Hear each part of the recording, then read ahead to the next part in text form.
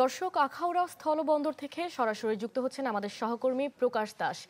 প্রকাশ, বন্দর ব্যবহারকারীরা কি বলছেন?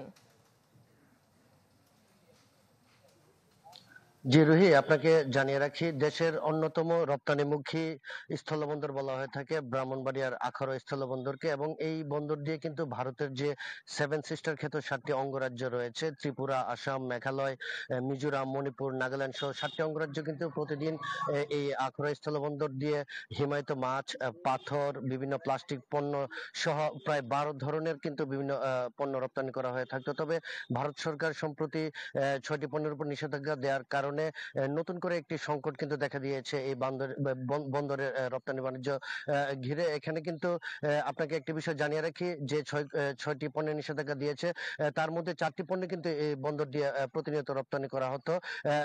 আর 6টি পণ্যের মধ্যে যে পোশাক তৈরি পোশাক এবং যে কাঠের আসবাবপত্র ব্যতীত যে অন্যান্য যে প্রাণ আরএফএল এর যে প্লাস্টিক পণ্য বা প্রক্রিয়াজাত খাবার, তুলা বর্জ্য এবং অন্যান্য যে আসবাবপত্র রয়েছে সেগুলো কিন্তু এখান দিয়ে রপ্তানি করা হতো। এবং বন্দরের ব্যবসায়ীরা বলছেন যে আসলে এইসব পণ্য নিষেধাজ্ঞার কারণে রপ্তানি করতে না পারার কারণে কিন্তু প্রতিদিন এই বন্দর দিয়ে এখন 30 থেকে 40 লক্ষ টাকার মতো তাদের রপ্তানি আয় কমছে, যে কারণে ব্যবসায়ীরা অনেকটা আর্থিক ক্ষতির সম্মুখীন হচ্ছেন।